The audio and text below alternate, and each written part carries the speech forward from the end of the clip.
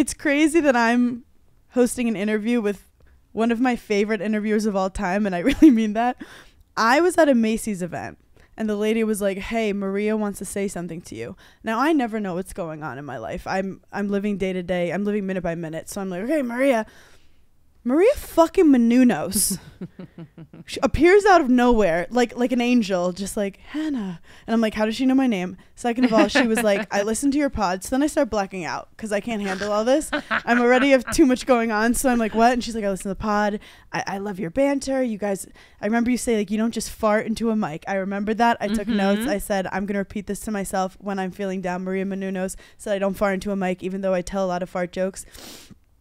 And I felt like that day, you did not have to make another woman in the arts, as I like to call it, feel so special. Aww. And you took time out of your crazy life, which we will get into, to make someone else feel good. And I just remember being like, I am a Maria Menounos stan and defender for the rest of my life. I'm loyal like that. And I'm like, this woman, you made someone's day when you didn't have to. Thank you for coming on Burning in Hell full circle. I just did your pod that everyone should listen to. Heal Squad, hashtag. Heal Squad. Maria, you're in a crazy time right now. Yeah. It's been a crazy time since I saw you, actually. Yeah. Yeah. We news is everywhere right now. And by the way, yes, I did give you all those compliments because when I'm going to go do something, I want to know who I'm doing it with. And you were a part of the lineup. And I didn't know. I thought we were all talking at the same time. Whatever. I thought we were on a panel. They didn't tell me you were there, by the way. Oh, and I did my research and I was like, okay. And I'm like, wow. Because my husband, who's sitting over there, Kevin, was like, all these people, they just fart into mics. And so I keep the things in the back of my head.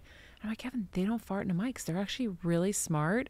And I really love the banter and it's fun. It's engaging. Like there were so many, I was like, wow. And so I meant all of it. And it was great to meet you. And it's been great to have you on the show. And I'm glad to be on your show. And yes, it's a crazy friggin' time because I have been secretly battling a form of pancreatic cancer called, it's a neuroendocrine tumor.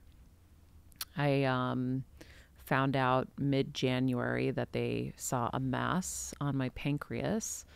And I usually like to go through things privately until I get to the other side of them. Whether it was even like the Miss Massachusetts pageant back in the day. We didn't tell anybody. I went. I happened to win. And I was like, hey, guys, guess what? I just did this thing. Yeah. And so whether it's good or bad, I usually don't talk about it till after. Throwback. Yeah. And so for this, yeah, we were privately battling this quietly. I also was quietly battling type 1 diabetes since last June. And I'm sure there's a connection because it's the pancreas that is involved with both things. So time will tell. But I just decided maybe a week and a half ago that I was ready to talk about it. I had probably got to a place where I was like, okay, my healing is in pretty good shape. I had gotten the all clear from doctors that I'm cancer free. And I was like, okay, I'm looking at the clock. And I'm like, okay, I got to be in New York for all this work. I was hosting the New Fronts yesterday. I'm hosting my podcast live from Macy's this week. And I was like, I'm going to be traveling and my baby's coming. I got to get this out. And I'm tired of hiding all of this. Friends, family don't even know. Wow. I'm tired of hiding my glucose monitor on my body. And if I have to do an injection in public, I have to be able to do it and, whatever. So yeah, so it just came out yesterday and it's been pretty wild. Because we had this pod set up for a while and then my phone is like blowing up of everyone talking about this very, very scary health scare. And it's not the first one you've had. Yeah. And from a but it's the last. We're done after this. Done. Hopefully. I pray to every universe God there is. Coming from someone who grew up watching you. And I'm not saying I'm that much younger, but you inspired me. Seeing a woman in the news, whether it's pop culture, whether it's WWE stuff, you were a woman that was so good. Thanks. That made me be like, I want to be like her. I'm gonna cry, but literally, I'll never forget like that vision of seeing you on the screen and being like, oh, I want to be like her when I grow up. And I think you come off with so much confidence, so much poise, so much class, so much beauty inside and out. So for you to tell the world about something so scary and really break the mold of like what everyone, public figures, put out, that like everyone's perfect and we are above all of you minions as you know, in entertainment while we're entertaining you. What is it like to have to tell the public about such a scary struggle in your life? Well, I'm definitely not the first to share a scary struggle. I mean, I remember vividly so many different People magazine covers, but Yeah. I think for me, I hate keeping like secrets like this. I'm a secret keeper for people, but I'm such an open book Yeah. that it's really hard for me. And I host a health show. I mean, Heal Squad, which is so funny because you guys are Giggly Squad too. Heal Squad is you know, a life improvement show with a real big focus on health and wellness. And to not be able to share this journey all this time is really challenging because, you know, when you go on the mic, you want to just talk about what just happened or what's going on in your life. The secrets eat at you. Yeah, I don't think it's been helpful. So my naturopath yesterday said, I feel like you're going to have a real like next wave of recovery now that it's out because you're not holding it in. And I instantly felt my stomach like deep bloating yesterday. It was really wild. But I like to share. I like to help people. Those are like two really important things for me. And I know that now that it's out, I can be free of that secret or all of these secrets, and I can do something with it, and I can help people, and I can share what I've learned because I've learned so much about health and how we need to really look at it and approach it.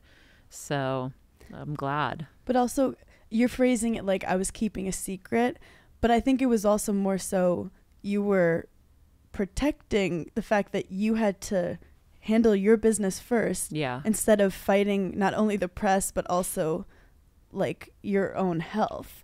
Because it's a lot. It's a lot. Well, energy is a lot too. So imagine like if you come out and you say you have something like this, there's going to be two factions. There's going to be the people who are hopeful and praying for you, and then there's going to be all this energy of people like, she's a goner. And you can't have that. To me, I can't have that. I need to know that everything is as protected as possible. Even my baby, like I would love to show the picture of my dad and I holding the sonogram, but there are going to be people who are going to have bad energy. And I just want to protect as much as I can from that.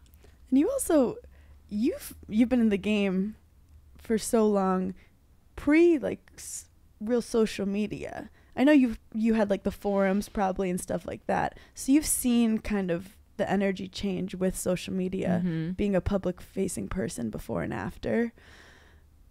How has that affected you? I mean, I think initially I thought it was Armageddon. When social media came out, I remember being at Access Hollywood in my boss's office and Billy Bush was there and he's like, "What are you getting on Twitter?" And I'm like, I'm so terrified of all this. I'm very intuitive. I have a very strong gut. I was like, this is Armageddon. I was shuddering. I was so scared of it.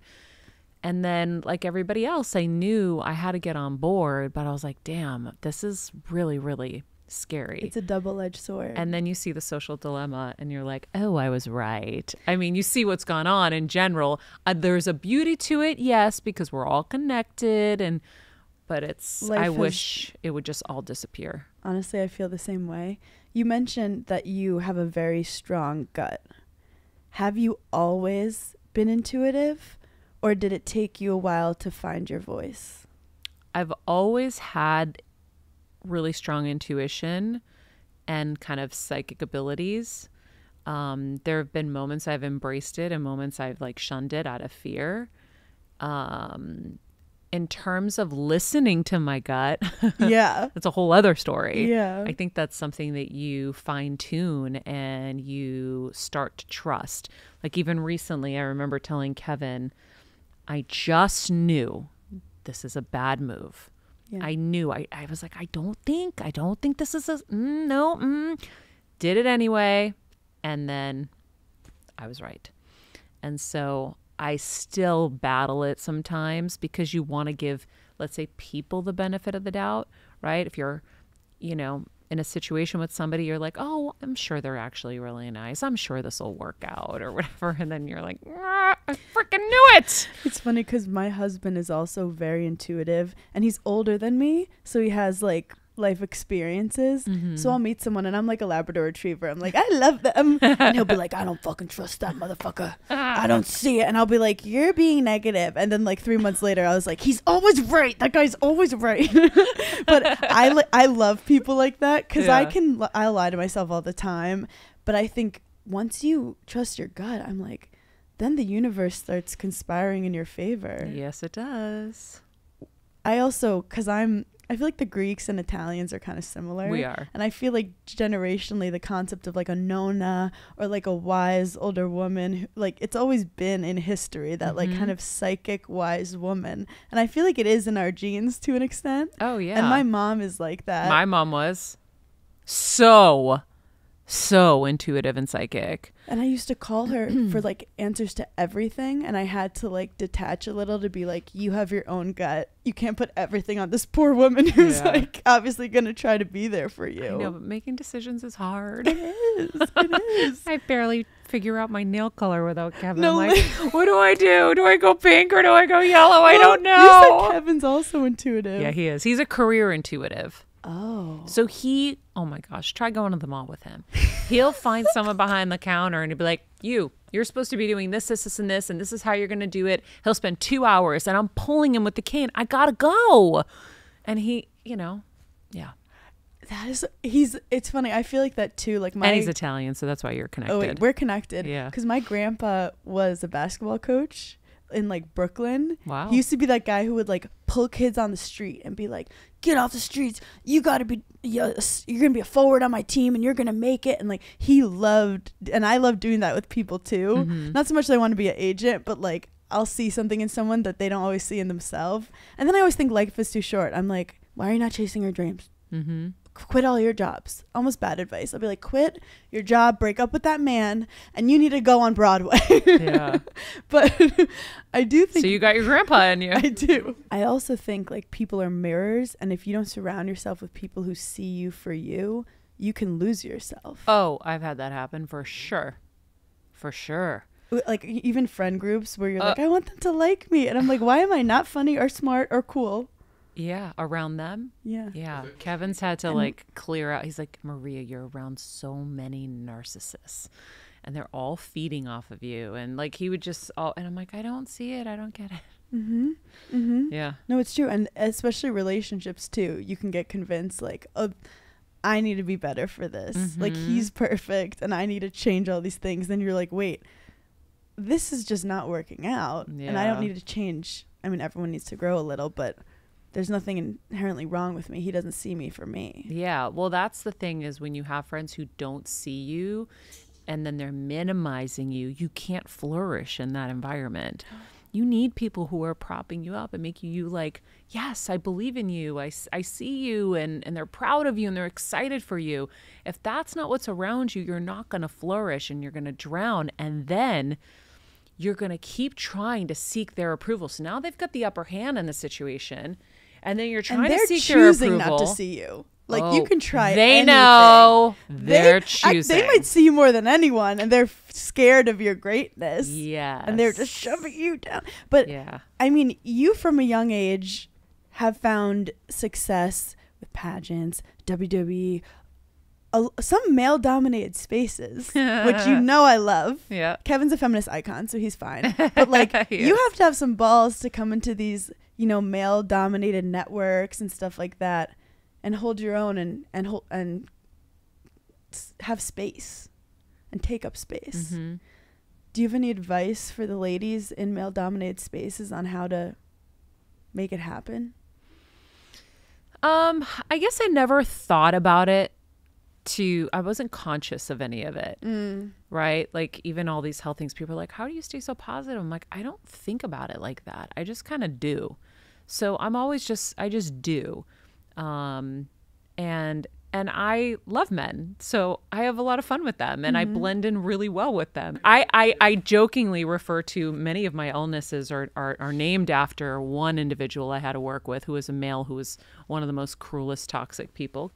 My husband has had to see a career through my experience. Yeah. Because, he's just like a good-looking white guy.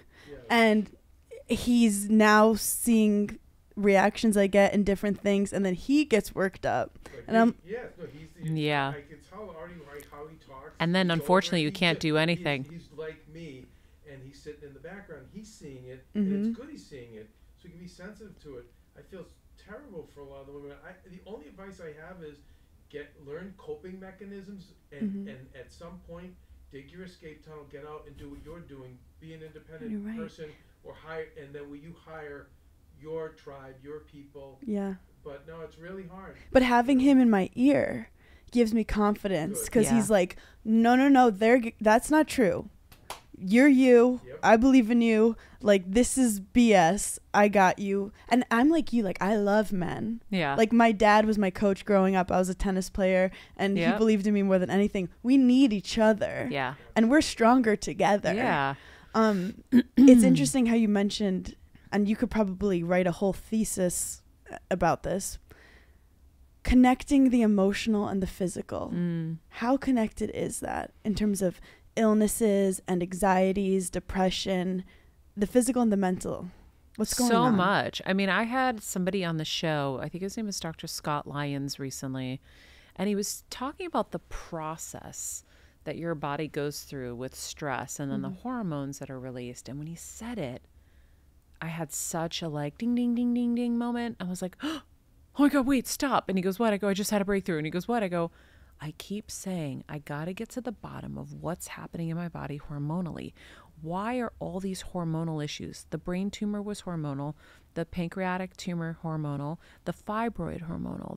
And it's not like my hormone numbers are crazy or anything.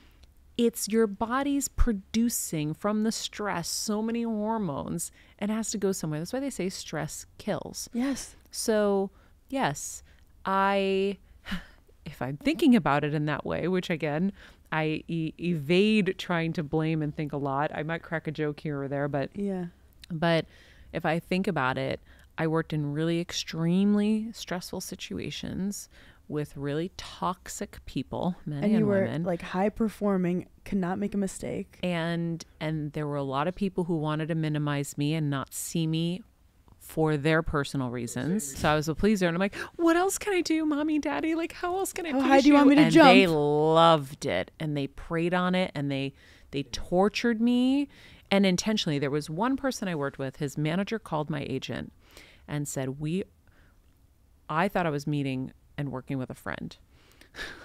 Got slapped in the face. And he said, we are going to do everything we can to get rid of her. I had just started this job and I was so excited to work with a friend. And if you can imagine, that was their goal. So every day they tortured me, hoping I would quit because this person was insecure. Thought I was going to take, money out of the pocket, whatever. And of course, I have a very strong history of bringing up ratings in major, major, major ways. And so the insecurities just got the better of this person, and they tortured me, and I ended up with a brain tumor after.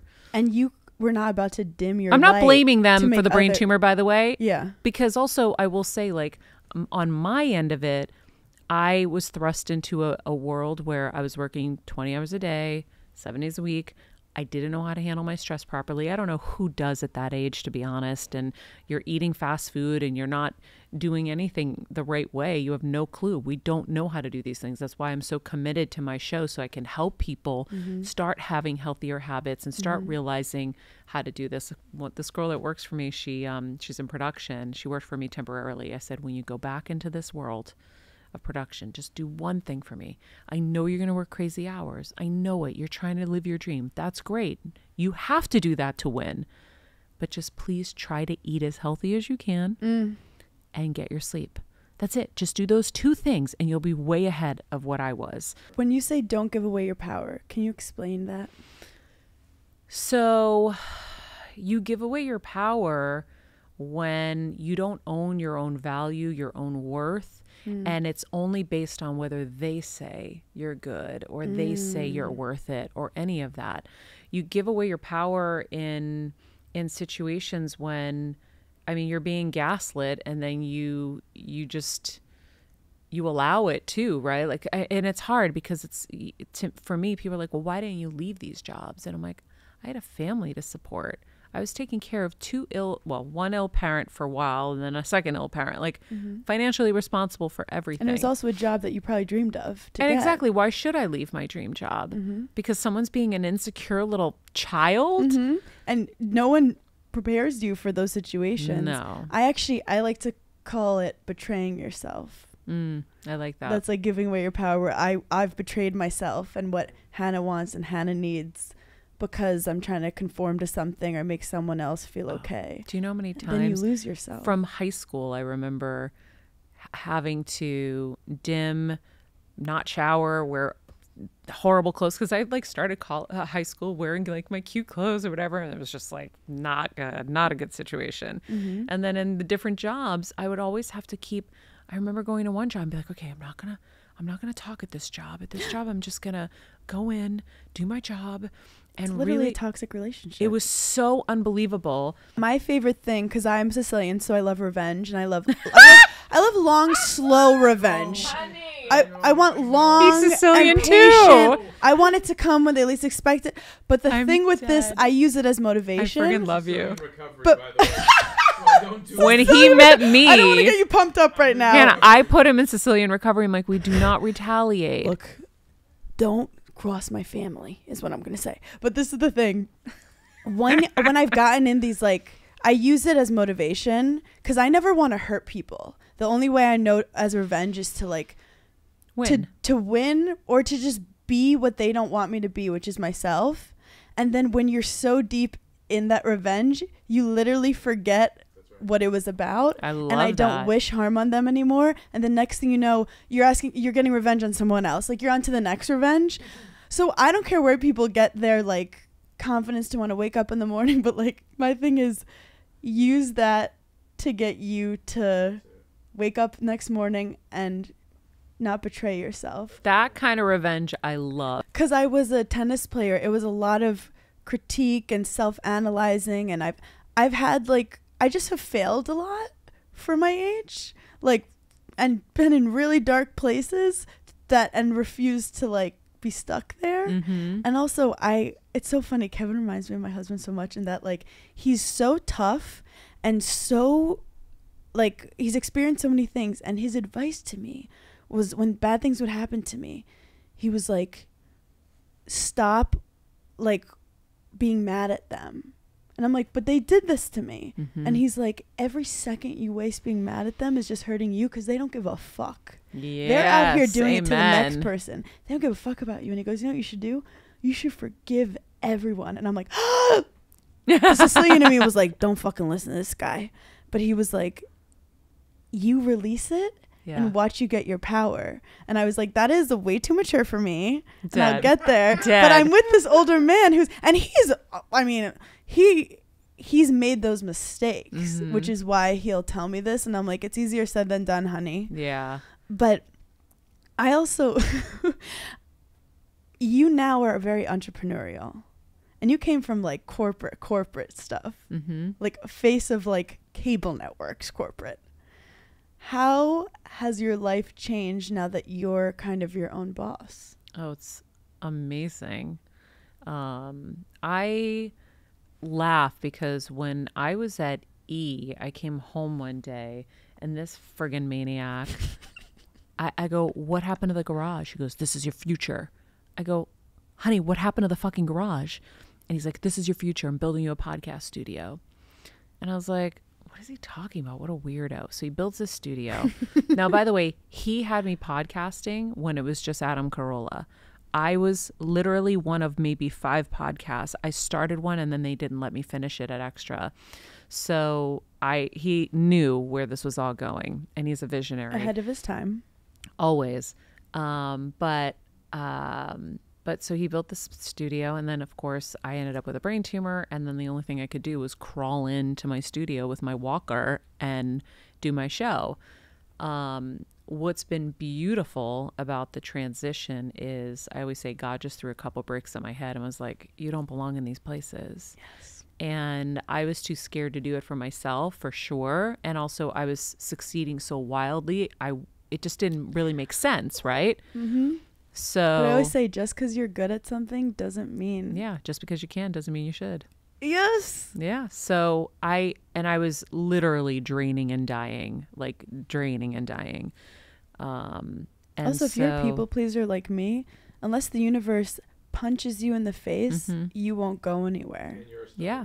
But the universe knows how to break me, and that's why I've been fired. It has to be like I have to get fired. I have to be like have horrible like betrayals happen to me for me to be like, I can't do this anymore. Yeah. But just like a little uncomfortableness, I'm like, I'm used to this. I can handle it. But it's hard to know from the universe, do I need to work harder or do I need to quit? And that's what we talked about in your pod, where I was like, sometimes quitting is, I say your first dream, like my first dream was to be a tennis player and I failed, but you shouldn't succeed at your first dream. How do you know what you really want to do? I feel like my real dream, if I think when I was a kid, was entertaining. Yeah. But I happened to be athletic and kind of went that direction. Yeah. But enough about me. That I'm just traumatized by my tennis career. I use so many qualities that made me successful in tennis where I am now. Side note, a little lighter. One of the funniest interviews ever is your interview with Justin Bieber. Oh, yeah. I love that laugh. That was, to this day, like, it makes me... You brought out a side of him and he brought out a side of you. That was like, when you did that interview, can you give me some color of what was going on? I mean, I don't know if I remember enough. I remember I'd interviewed him many times. So like I was the one that interviewed him everywhere. We had an event at the Children's Hospital every year that I did, a day of beauty, where we made over the terminally ill kids and their families to brighten their days. And because I had interviewed them so much and I had a relationship with Scooter Braun as manager, there was one girl who was dying actively and they couldn't get through to him. And I was like, I got this. And so I called Scooter and I said, Scooter, please, I have the chills. Oh my God. I'm like, this girl, this is like her last wish, please. And the mom called me and I was at a commercial shoot, actually. I don't remember what the campaign was, but I was at a commercial shoot and she's like, it's happening. I'm like, oh my God, we haven't got it yet. So she was passing. So they sent me the video. Justin shot it, sent me the video. Yeah. And it was like back in the day. Like I was like, oh my God, this isn't going to actually send. I don't know how to send it. I'm just going to race. So is there a pigeon? I told the shoot, I go, I have to shut down. I'll be right back. And so I left the shoot, drove to Children's Hospital, rushed the room. And I go, Kevin, we don't even know what we're walking into. What if she's passed and now the family's crying? I'm like, whatever. We bust in and I was like, I have the video. And she opened her eyes and she goes, that's so cool. And then she closed her eyes. And then she passed maybe later that night. Yeah. And he did it from his heart. Yeah. No, he's very special. So you and Justin have this like beautiful history. We have many, many interviews under our belt, but that one was funny. You've seen him literally grow from a baby to like becoming a man. Interview might have been my first interview with him, you think? Wait, so because the fact that he was sassy with you was just so like, he has swag for what was he, 12? Oh, of course. Yeah. That was crazy. And now like that video just like lives rent free in my brain. It's everywhere. It's like the fact he had the nerve to basically flirt with you is incredible. Yeah, it was funny. It was really funny. Okay, wait, what's our timing here? Okay. I could talk to you forever. Before we play a final game, you've been through some life-threatening shit. Let's not like just go over it easy. How is Maria a different person now versus a year ago before the diagnosis? Well, in this last year, I've really embraced meditation, Dr. Joe Dispenza in specifics. He's and that's amazing. really changed my life. So I'm a much calmer person. And I'm more kind of, I'm more aware of what works for me and what doesn't work for me, right? Like if I do too much in a day, I start fritzing. I can't do it. Like, so I'm paying more attention to that stuff. I really, really, really, really, really, really know what it's like to be like, oh, I might die. Like this, I might not be able to meet my kid that's coming this summer. Like I really know, and Kevin really knows now what it's like to be like, oh, Life is this fleeting. might be real. I might not make it. And so it's a crazy thing, because then, you know, we go into the steps of like what you have to do, and you have your surgeries and you get past it, and then life starts happening again. And so I'm currently in the moment of, I really need to process this in a deeper way, because it's been such a secret that it's only becoming real to me now that I'm talking about it. Yeah. And so I still have a lot of processing to do, so that I can see how I really want to live this next chapter, which I already know some of it, obviously. I know that I really want to live. I really want to not hold back. I want to have fun.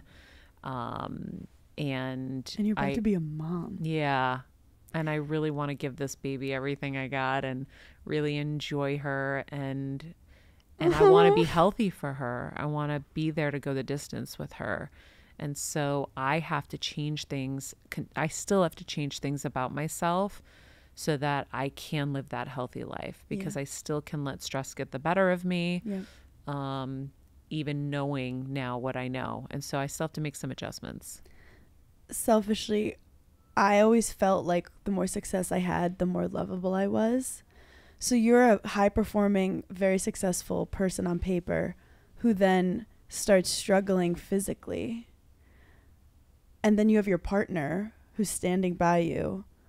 Did you feel that you weren't like a burden, or like that, why would this person still love me when I'm now, you know, needing so much? Yeah. Oh yeah, no, that's happened since way back, since the brain tumor. I felt so bad. I was like, you should just leave. Like, this is crazy. My mom, me, like you're having to carry so much. Yeah. And then this, and then, I mean, then they both got COVID, my parents, and both of them were in hospitals with, you know, one with brain cancer, the other one with type 1 diabetes, and all this stuff. Like, we've gone through it, but I will say we're really good at crisis. So we know how to do it. We know how to do it really well, I think, at this point. And I'm just grateful to have him by my side. And I'm grateful for his strength and his Sicilianness, although sometimes it's too intense. And I'm grateful. I was joking because my mom's Sicilian, so she's anxious about everything, but then when a crisis happens, she's like, I've been preparing for this every second of the day. I'm ready to take this on. I know exactly what to do. I'm like, oh yeah, so we don't have to stress about traffic because someone has a brain tumor now. And she's like, I got you. Like the calmest person in the room. Dead.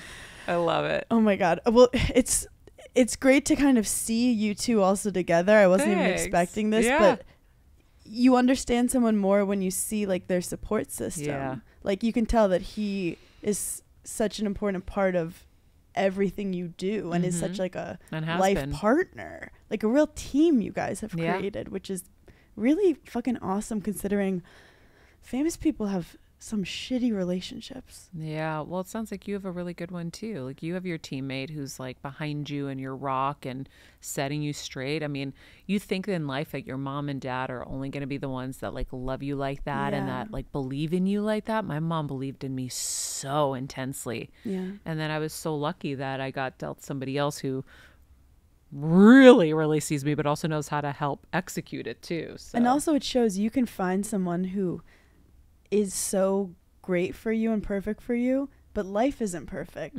So you're not choosing someone based on we're gonna have a perfect life together. It's who's gonna be the best to battle the crazy shit that comes at you in life. Mm-hmm. Like, we got engaged when I started to have some like crazy tough career stuff happened. So I felt it's obviously very different, but like, you have a baby coming, which is so beautiful and incredible. I'm so excited for you guys. Thanks. Then you're also battling for your life. Mm-hmm. So it's this dichotomy of like, to process that is so complicated. Yeah. But it's like life throws you stuff and you just need to know that you'll handle it. Yeah.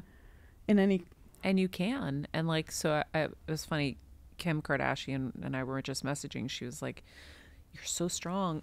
And I was like, I now have been praying and thanking God every night for the strength that he's given me, because I really see kind of that crazy strength that I have now more than ever. He used to tell me, he's like, "You're so strong." I'm like, "No, I'm not. I'm so weak."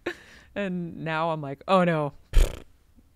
it's funny because you just know yourself, because the first time I met you, that was the word that came to my mind. I was like, oh, she's strong. Really? Yeah. You just have an aura about you where it's like, she can do anything.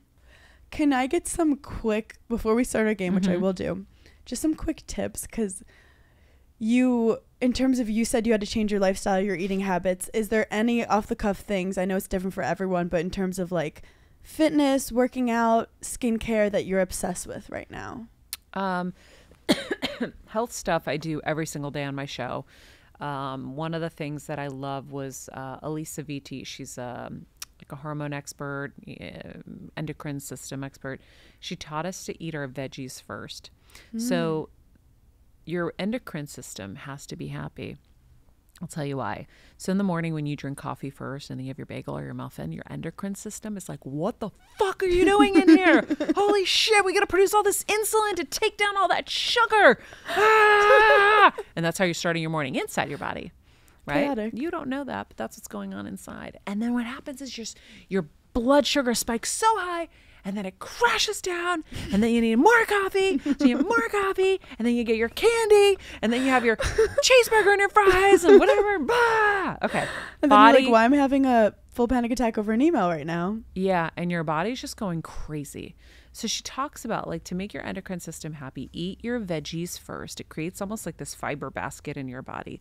Eat your veggies first, then layer your protein and your fats. So like your chicken, your tuna, your feta cheese, whatever, avocado. Then if you're going to have carbs, eat the carbs. Then after that, you can have your tea or your coffee. Caffeine after. That will tell your endocrine system, your body's like, oh, I see what's happening. I got the veggies in here right now, but I see all this other stuff coming. I got time. I can just gently release the insulin that I need for this. And the fiber and the protein and the fats is all going to help balance everything. So it's not going to spike up like crazy. I wish we learned this in school. I wish we learned this in school like, I'm too. Like, this is so much more helpful than the Pythagorean theorem. Yes, I had to go through so many fucking health battles to get to a place where I start a show every day where this is what I learned that I should have learned when I was younger. So I'm a stomach girly. I always thought that I had like allergies or something. I'm like celiac. No, I have no allergies. I just always have stomach aches, and it's anxiety. And I've like recently realized that, like, before every tennis match, she's in the bathroom. It's ugly. And it wasn't because I try to eat different things before the match. Your body is telling you something. Yeah. And I recently got off birth control. Oh, well, wait till you see Ricky Lake's documentary about birth control. Have you had her on your show? No. Have you seen the documentary? No. Both must. I'm obsessed with documentaries, and I love Ricky Lake, so it's on my to-do list. Yep, I'll connect you. I feel like the most energy I've ever had. And this has been 2 months off it. I've been on for 10 years. Good for you. And I was on low testosterone. I was on it for years, and when I went to conceive and they checked my follicles, they're like, oh, you can never have babies. You have no follicles. You have nothing. And I'm like, wait, there's no way. I'm like, I know my body. I'm fine. Got off the birth control, did some acupuncture, and then soon after everything flourished and came back. And I go, oh, so I didn't have anything? It was the birth control. Now, I still didn't get pregnant, but that's a whole other story. Yeah. We don't have time. Yeah, we don't. But yeah, so on the health front, there's that. And I have a zillion other of these things on my show. So if you guys ever want health stuff, this is your thing. Listen to Heal Squad. Definitely go. On the fitness side, I've just recently, in the last, let's say, 6 months, been working out with my trainer from years ago again. I was like, you know what? I've been so cheap with myself. I really need to invest in myself. And I really love working with her. She's really smart. And so we do a lot of like Pilates-ish kind of movements, kind of very old-fashioned stuff. And I love that because I feel strong. And then on the beauty front, Your skin's amazing. Thank you. I've always loved Dermalogica. I really love True Botanicals as well, which is a really good clean brand. Let's see. Shout out to what's the other one that I use? I'm thinking about my cabinet right now and I'm blanking. What else do I My cabinet is chaos. There's this little laser wand that I actually saw a difference with. Yeah. Oh, hold on. I have the thing of all things, but I'm afraid to use it. I've only used it once. It's called Snatched. Everyone in Hollywood is using it. Ozempic. No. Well, that too. So it's this device, and I'm scared to even promote it, but it's this device that literally snatches your face before your eyes. And so I'm scared of what that does. The girls on my team were like freaking out. So I got it for them for Christmas, but with a real heavy heart. And I said, please, you guys, just only use it like once if it's like a big event or something. It's like Face Gym, but it'll do it for they you. were desperate for it. I'm like, please, can I get you like a nice bag instead? But it's also a thin line. Like, at what point does your face have to look as like thin as possible? Like, whatever happened to a cute little plump face? I love plump face. I love a plump face. Yeah. By the way, people spend a lot of money to have plump face. I know. Also, you're naturally very, very beautiful. How have you not turned to just doing plastic surgery all over your face? Well, I'm grateful for genes, and I don't want to poo-poo on anybody that has done it. There's people who are equally beautiful and decide to fuck with their face. They do make that choice, which is. I will say that it's really hard for me to judge anybody with that stuff because you don't know how someone feels inside when they see themselves in the mirror, and it's really hard. So yes, I've seen people who are really beautiful and I'm like, oh my God, I wish. But I am really lucky that I do have good genes. Of course, I use Botox. Everybody does, whether I like using something that's toxic or not. So I know that's also helped, but this psycho also didn't let me be in the sun since I was 22. I hadn't been in the sun. My husband wears a shirt everywhere. Will not take his shirt off because of the sun. He's Irish. But here's the thing. When you listen to my show and you listen to Dr. Allison Monette's episode, we talk about the importance of light and how light is literally medicine.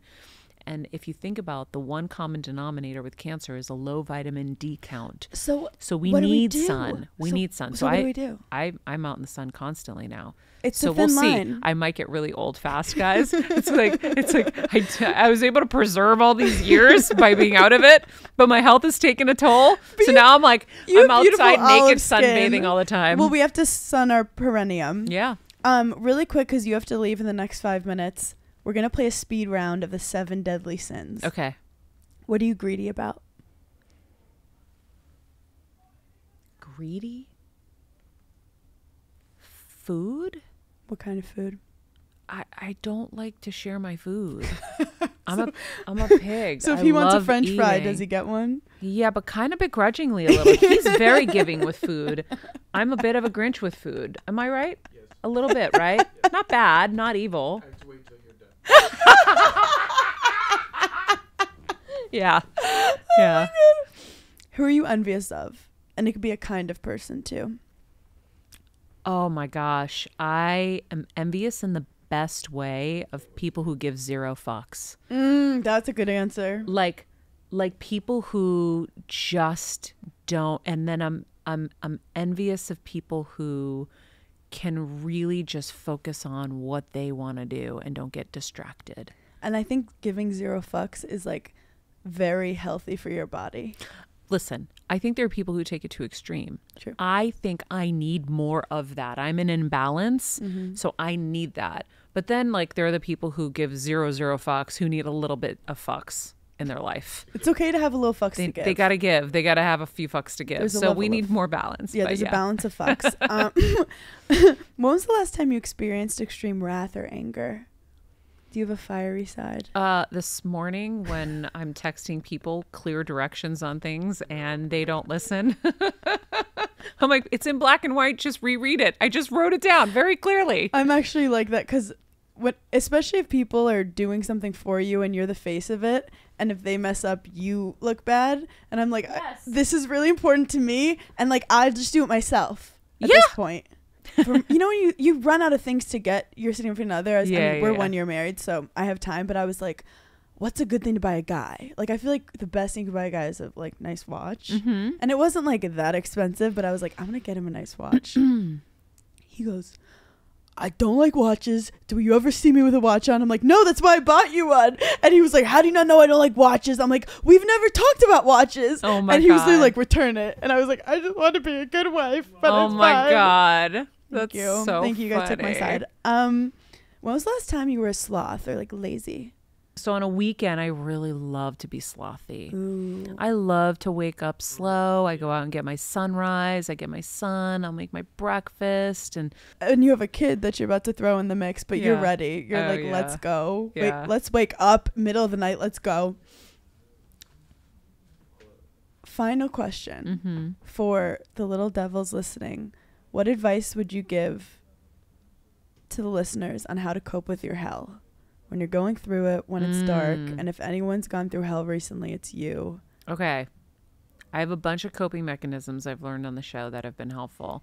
So first of all, empathy. We're in hell for a reason. Something horrible fucking happened, right? Whether it's a diagnosis, whether your boss fired you, you were just broken up with, your best friend broke your heart. I don't know what that's like. So empathy. And then some of the tools I use is life is happening for me, not to me. So it's a tool. Hard to apply sometimes, but sometimes I'll say, well, how could this be working for me? How could this be something that's good? Sometimes I get no answer. Then I move on to the next thing. The next thing is, let's choose wonder over worry. Ooh, I love that. Uh-huh. That was Ida, right? That taught us that? Wonder choose over wonder over worry. worry. So I wonder what That's it's going to be powerful. like when the doctor actually comes in and gives me good news this time. I wonder what it's going to be like when I get through this surgery and I'm actually fine. I wonder what it's going to be like when I meet a better guy and he loves me for me and he actually encourages me rather than, And you're being kind toxic. of manifesting a little too. Like you're just putting You positive are. energy It's out there. worked every freaking time for me. Oh, I love that. And so, and then I can't say enough about having a good meditation practice like Dr. Joe's, where he's changing the way you think and believe. How much time in the mornings? He has even 15-minute ones, but it really isn't about the time. It's about changing who you are. It's changing your personality to change your reality. I have to do it. It's major, guys. It's literally changed my life. This man was like, who is this and where did my wife go? What aliens took her? Because I've changed so much since I started it. So you need tools, and then you need to surround yourself with people. You are who the company you keep. Yeah. You need to surround yourself with positive people who are going to lift you in those moments and help you, because I'm going to come kicking and screaming, right? Kevin's going to keep trying to lift me up. I'm like, no, nah. But eventually I'm going to get out of my little dark hole and I'm going to lift myself up with these tools and with encouraging words from people that love me. Maria, you are so incredible. Thanks. Thank you for coming on and being Thanks for so having me. vulnerable about your private life. And, you're on this crazy press tour talking about this incredible thing that you overcome. And I'm just so thankful that you left space for us to come in and hear all your wise words. Where can people listen to you, follow you? Give me kind of the tea. Okay. You can listen to the Heal Squad podcast on YouTube, Apple Podcasts, Spotify, wherever you get your podcasts. It's called Heal Squad by Maria Menounos. And then I'm on Instagram at Maria Menounos, and the same thing for all the other platforms. And thank you for having me. And when I commit, it's really hard for me to uncommit. So I was not going to not be here. You're the best. I appreciate it. Thank you. Talk to you later, guys. And Bye. you can follow Kevin at Overgaro and tell him not to buy any more freaking cars.